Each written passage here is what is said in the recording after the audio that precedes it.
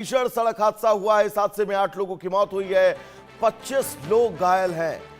Truck से टक्कर के बाद यह हादसा हुआ है। धान की रोपाई का काम करके लौट रहे थे मजदूर।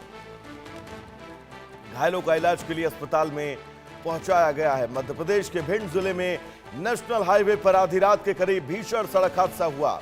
गोहा चौराहा थाना क्षेत्र में इस हादसे में शुरुआती जानकारी के मुताबिक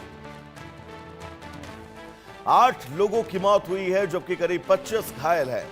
पुलिस के मुताबिक हादसे का शिकार हुए लोग धान की रोपाई के काम के लिए इलाके में आए थे और काम पूरा होने के बाद अपने घर लौट रहे थे। इस दौरान उनकी एक ट्रक से टक्कर हो गई। टक्कर इतनी भीषण थी कि कई लोगों की मौके पर मौत हो गई और बड़ी संख्या में लोग घायल हुए हैं। हादसे की सूचना मिलते ही पुलिस और राहत दल मौके पर पहुंचा और घायलों को अस्पताल पहुंचाया गया। गोहा चौराहा थाने के इंचार्ज रामनरेश यादव ने यह बताया कि पुलिस कई पीड़ित परिवारों से संपर्क करने की कोशिश लगातार कर रही है। तो बड़ी खबर इस बीच मध्य प्रदेश के भिंड से, जहां पर ट्रक की टक्कर ने 8 जिंदगियों को हमेशा के लिए निगल लिया, जबकि 25 लोग ऐसे हैं जो गंभीर रूप से घायल हैं।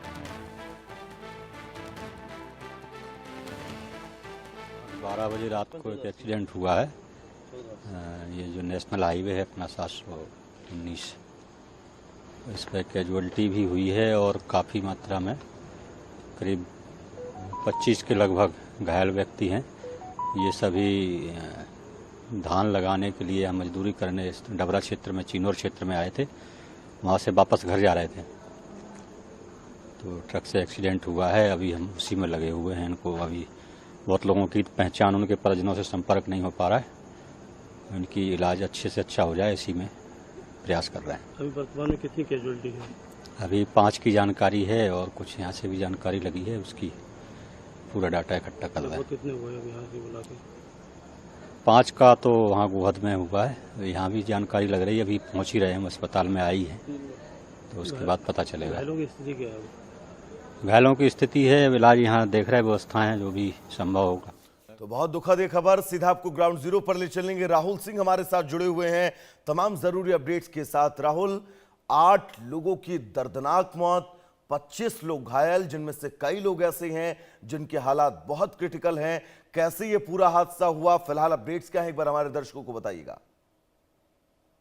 जी, मैं आपको बता दूं कि मध्य प्रदेश सहित भिंड जिले के आसपास में एक मौत के हाईवे के नाम से मशहूर NH 719 ने एक बार फिर बड़ा सड़क हादसा देखने को मिला है, और जिसमें कई जिंदगियां काल के गाल में समा गई। वहीं मैं आपको बता दूं कि ये जो मजदूरों से भरी लोडिंग वाहन थी, ये डबरा की चिनौर से धान की रोपाई करने के बाद वापस अपने उत्तर प्रदेश शाहजहानपुर जिले के जो पचगमा गांव के ये जो मजदूर थे, ये वापस अपने घर लौट रहे थे। इसी दौरान जैसे ही ये गोहद क्षेत्र के छिमका चौराहे पर पहुंचे, सामने से आ रहे अनियंत्रित रफ्तार से जो आ रहा था वो इससे लोडिंग वाहन से जा टकराया। वहीं मैं आपको बता दूं कि लोडिंग वाहन भी थोड़ा अनियंत्रित हुआ, क्योंकि जो रोड पर जो गाय बैठी हुई थी उनको बचाने के चक्कर में ये लोडिंग वाहन भी अनियंत्रित हुआ और आमने सामने ट्रक और लोडिंग वाहन की भिड़ंत हो गई, जिसके दौरान वहां पर देखा गया कि जो 5 लोग हैं वो वहां पर मौके पर ही उन मजदूरों ने अपना दम तोड़ दिया। वहीं 3 लोगों को रास्ते में लाते समय जब अस्पताल ले जा रहे थे तो उनकी मौत हो गई है। वहीं पर जो अन्य लोग थे, लगभग 2 दर्जन से अधिक, 23 से 24 लोग